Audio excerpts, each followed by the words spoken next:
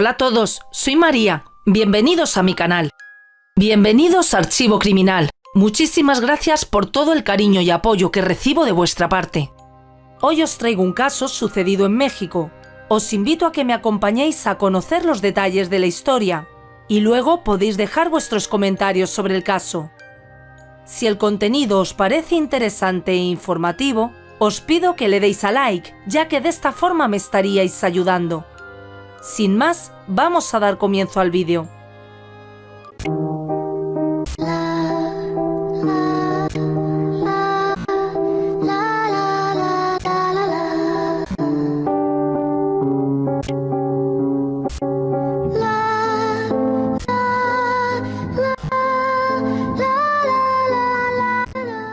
Javier Méndez Ovalle, un joven de 19 años, vivía en Ciudad de México, en la colonia de Tlatelolco, y fue considerado un genio.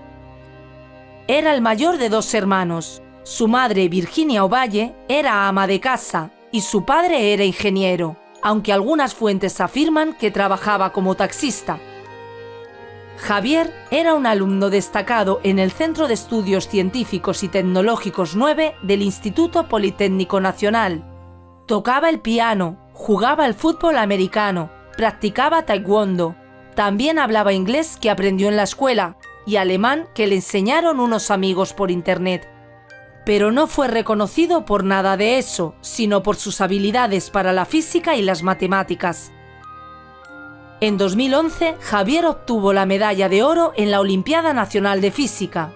Apareció en muchos diarios y fue entrevistado por varios medios de comunicación. Sobre esa experiencia, el joven afirmaría lo siguiente: me sirvió como entrenamiento para enfrentar los siguientes retos en la vida, porque soy de las personas que siempre busca algo más. Y no fueron solo palabras.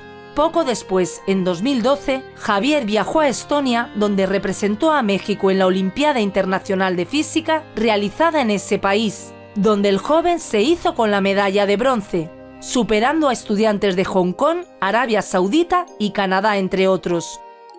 A estos logros se sumaría poco después la obtención de una beca para estudiar en la Universidad de Bremen, en Alemania, lo que sería su próximo destino. A su regreso de Estonia, Javier fue recibido por el entonces secretario de Educación Pública, José Ángel Córdoba, quien lo felicitó por su desempeño en Europa y afirmó que era un motivo de gran satisfacción que México hubiera tenido representantes tan importantes en la Olimpiada Internacional de Física, para mostrar ante el mundo que la República Mexicana está bien preparada y sigue progresando. Por esa época, la familia Méndez Ovalle se mudó a otra localidad y le dejaron a Javier el apartamento de la unidad Nonoalco, en Tlatelolco, de modo que pudiera permanecer cerca de su centro de estudios. Pese a todos estos logros, como suele suceder en caso de jóvenes con habilidades especiales, Javier fue un niño retraído, un joven solitario y víctima de bullying debido a una malformación congénita en el pabellón de su oreja derecha, que lo hizo blanco desde pequeño de las burlas de sus compañeros. El periodista Francisco Cea, quien entrevistó al joven en 2 oportunidades tras sus victorias en las competencias de física, más tarde daría a conocer sus impresiones al respecto de Javier. Comentó lo siguiente: es un joven con una mente privilegiada sin duda. Sus respuestas y la manera en que articulaba sus palabras son las de una persona muy por encima de la media. Sin embargo, también afirmó: yo me percaté que era un chico muy soberbio, aunque retraído. Me quedó muy grabado que le pregunté si los llamados nerds tenían problemas para conquistar chicas, y él me contestó que a veces las niñas piensan que no se pueden divertir con un nerd, pero advirtió que cuando fueran adultos, los nerds tendrían los trabajos bien remunerados y los tipos con los que salían las chicas no tendrían nada. Pero eso no quería decir para nada que Javier Méndez Ovalle no estuviera interesado en las chicas. A mediados de 2013, Javier conoció a Sandra Camacho.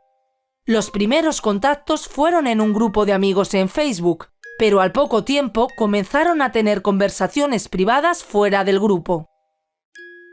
Sandra tenía 17 años y vivía en el municipio de Iztapaluca, en el Estado de México, acababa de salir de la preparatoria y había presentado las pruebas para ingresar en la Universidad Nacional Autónoma de México, la UNAM, pero no había sido aprobada y ante la falta de posibilidades de pagar una universidad privada, debía esperar hasta los exámenes del siguiente año para intentarlo nuevamente.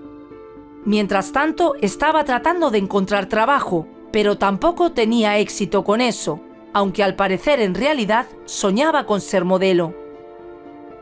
Durante unos 15 días conversando por Facebook, Sandra le contó a su nuevo amigo que estaba muy triste por la situación en la que se encontraba. También le comentó que había practicado ballet cuando era niña, y Javier le asomó la posibilidad de dedicarse al pole dance, el baile en tubo, cosa que ofendió a la chica, que pasó un par de días sin hablarle. Pero tras disculparse, Javier le dijo que podía conseguirle trabajo como edecán, esas jóvenes que muestran productos en los supermercados, tiendas o reparten publicidad en la calle. Un trabajo que además le podía traer oportunidades de viajar y obtener una buena remuneración. Esa opción a Sandra le pareció más cercana a su sueño de ser modelo, y acordaron que se conocerían en persona y hablarían sobre lo del trabajo.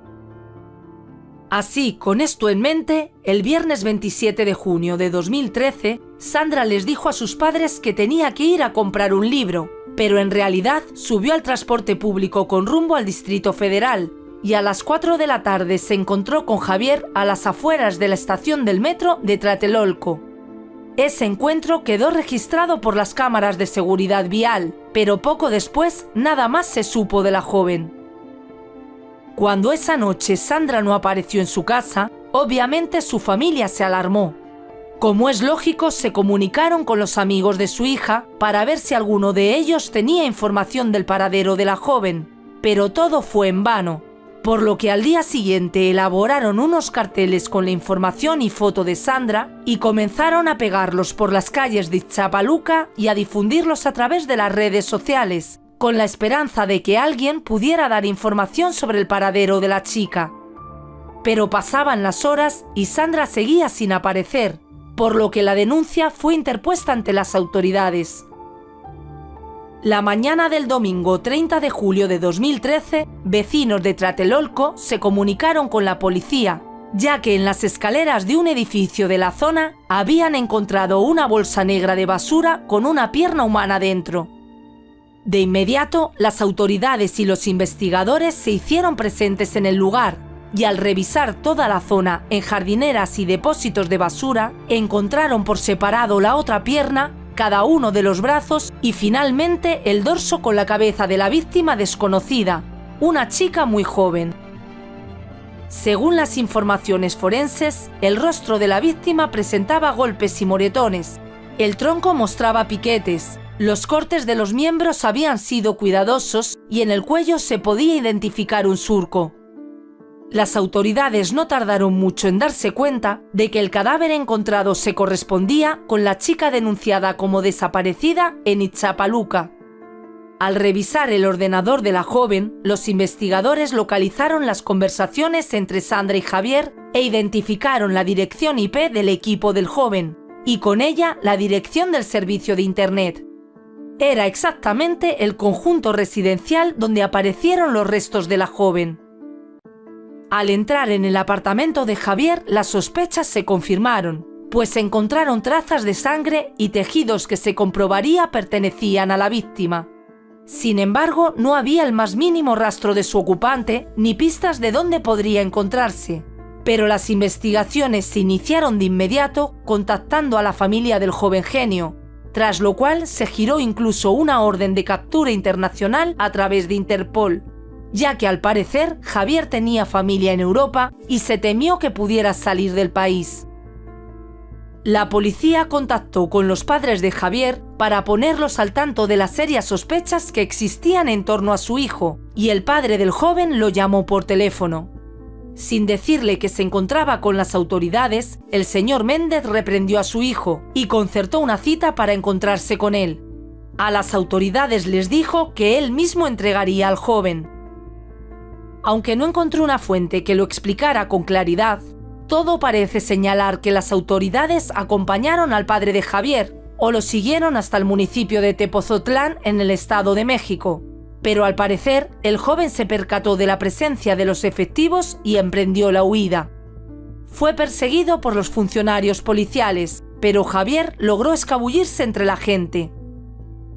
Por las pesquisas se conoció que el joven prófugo había realizado retiradas de cajeros automáticos por más de 5.000 pesos, dinero que había sido depositado para su beca en Alemania. Pero durante un año las autoridades no lograron dar con su paradero. Finalmente, las investigaciones rindieron sus frutos y el 28 de julio de 2014, Javier Méndez Ovalle fue detenido en San Juan del Río, en la localidad de Querétaro, donde trabajaba como camarero en una cafetería de la cadena Fincas Santa Veracruz bajo el nombre de José Carlos Méndez. Tras ser llevado de vuelta a la capital mexicana, Javier fue interrogado y admitió su responsabilidad en la muerte de Sandra Camacho. Según la declaración de Javier Méndez, ese 27 de junio de 2013, Sandra y él se encontraron a las afueras del metro de Tlatelolco, donde fueron captados por las cámaras de seguridad e identificados por un par de testigos. De ahí se dirigieron a la Plaza Universidad y tras pasear un rato entraron a un cine y vieron una película. Al salir estuvieron paseando por un parque, donde el joven afirmó que él y Sandra comenzaron a besarse.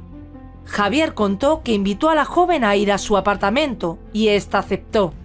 Según su relato, tras subir los 11 pisos y llegar al apartamento 1014 donde vivía, continuaron los intercambios de besos y finalmente habían tenido relaciones sexuales.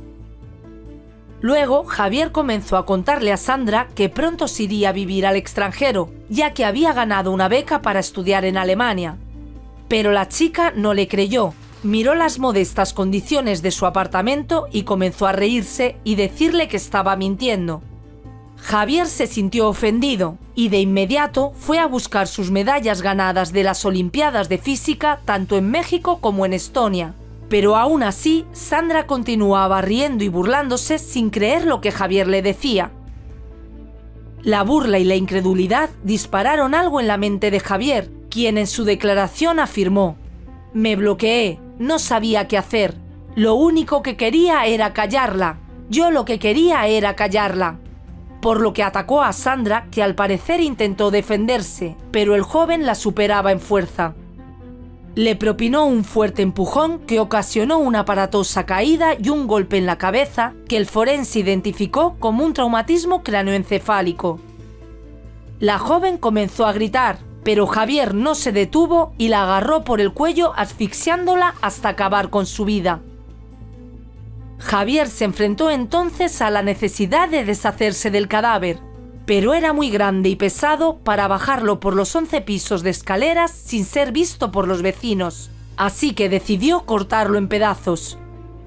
Según declaró, había mucha gente en la unidad, incluso en las noches, y lo que quería era deshacerse del cuerpo.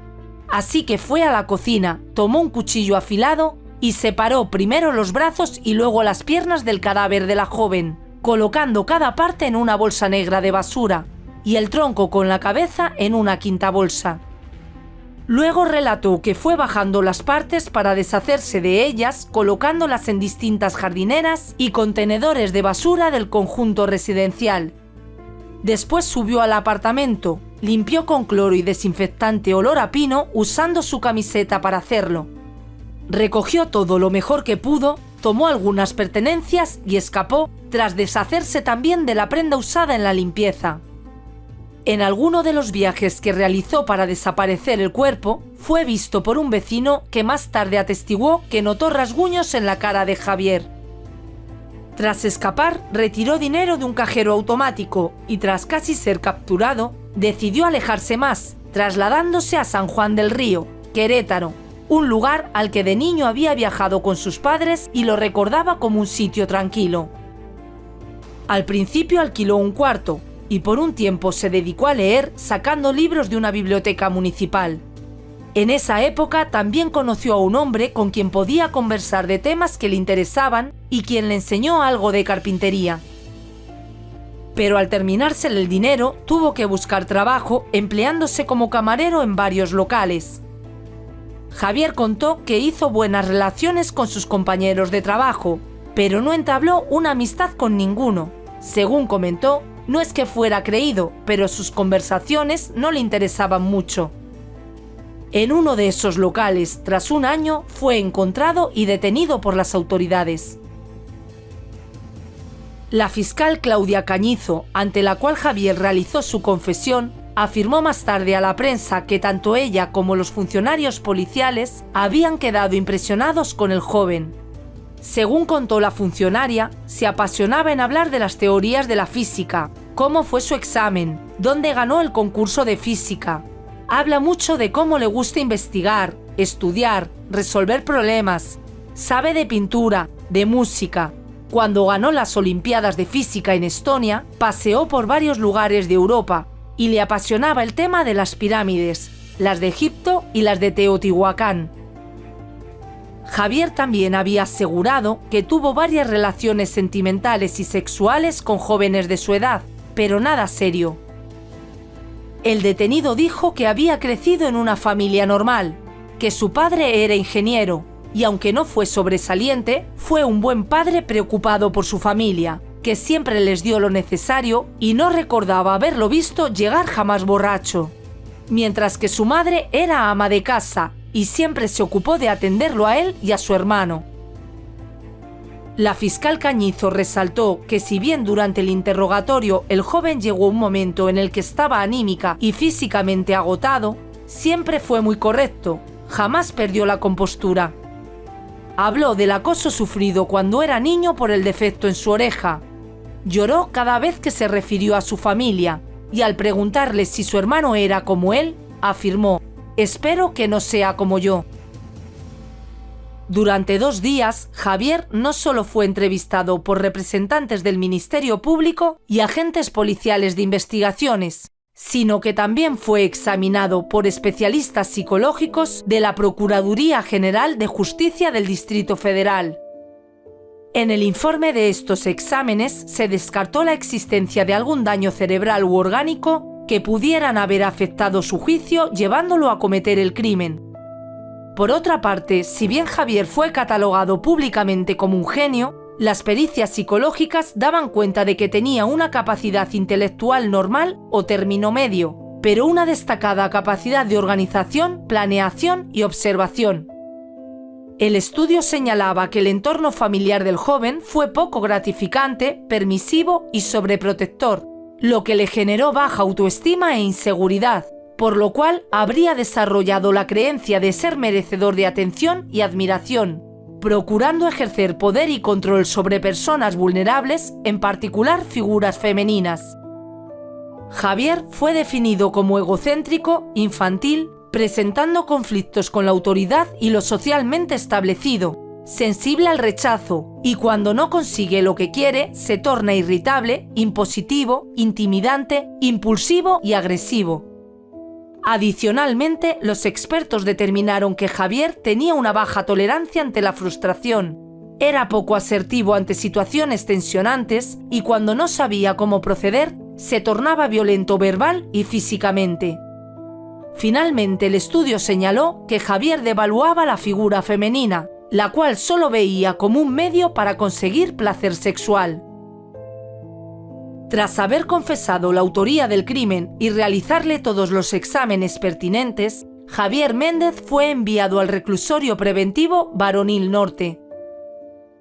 La fiscal aseguró que el joven estaba arrepentido de asesinar a Sandra Camacho, que nunca quiso hacerle daño, y antes de ser recluido afirmó: «Ya voy a seguir las reglas, yo ya no les quiero dar problemas, discúlpenme por lo que hice».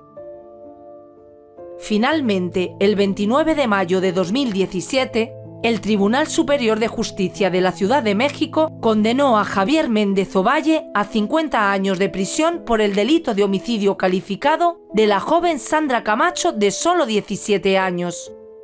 Además, debería pagar a la familia de la víctima 456.085 pesos, casi $23.400 de la época, en resarcimiento por daño moral, reparación del daño y gastos funerarios. Cabe destacar que el tratamiento periodístico de este caso desató una enorme polémica por parte de las organizaciones feministas, que pusieron de manifiesto la condescendencia mostrada para con el feminicida al resaltar que era un genio, una promesa científica, un joven galardonado que había echado por la borda una posible vida de éxitos al asesinar a una joven de cuya vida nadie hablaba. Ciertamente, después de revisar muchos medios, la mayoría, en mayor o menor grado, hacía gala de la exaltación a los logros académicos de Javier, y poco o nada se decía de Sandra. De hecho, ni siquiera los medios que criticaron esta óptica ahondaron en quién había sido Sandra Camacho, su vida, su familia, sus antecedentes y sus sueños. Al final, Sandra Camacho fue víctima de un joven solitario, inseguro, con una baja autoestima, pero con un ego inflado y una alta sensibilidad al rechazo, que dada la falta de amigos reales, buscó relaciones en las redes sociales, donde conoció a la joven que a la postre sería su víctima. Lo cierto es que resulta innegable que Internet cambió la educación, la salud, el gobierno, el comercio y hasta la forma en que los seres humanos nos relacionamos afectivamente. En pocas palabras, nos cambió la vida. Y no se trata de que eso sea malo, muy por el contrario. Internet y las redes sociales han permitido a un público muy amplio acceder a información que de otra forma hubiese sido imposible obtener, a estudios, a trabajos y a relaciones que de otra manera serían inalcanzables. Pero como nada es perfecto, se hace necesario tomar medidas de prevención, ya que, como comenté al principio, los delitos de la vida real se han trasladado a las redes. Secuestros, extorsiones, robos de identidad y hasta asesinatos también han encontrado en las redes sociales un medio para ser perpetrados. Particularmente en el caso de los niños y adolescentes, los padres deben poner especial atención en el uso que sus hijos dan a Internet y las distintas redes sociales, ya que la violencia en línea es una realidad que cada día se hace efectiva en el mundo físico. El sexting o intercambio de mensajes con contenido sexual, el ciberacoso o el grooming, donde un adulto engaña a un menor para involucrarlo en una actividad sexual, son solo algunos de los peligros de Internet y las redes. Un estudio de la empresa informática Panda Security reveló que 1 de cada 3 adolescentes afirma haber contactado con desconocidos a través de Internet, y en la mayoría de las veces por medio de alguna de las redes sociales. En contraste, solo el 47% de los padres encuestados afirmaron que saben sobre la vida virtual de los jóvenes de la casa. Bueno, y hasta aquí la historia de hoy. Me gustaría que dejes tu comentario u opinión. ¿Qué opinas de este terrible suceso? Antes de irte, te pido que dejes un me gusta, y si este contenido es de tu interés, suscríbete si aún no lo estás, y activa la campanita para seguir los contenidos que voy subiendo al canal, ya que trataré de seguir subiendo varios vídeos por semana. ¡Saludos!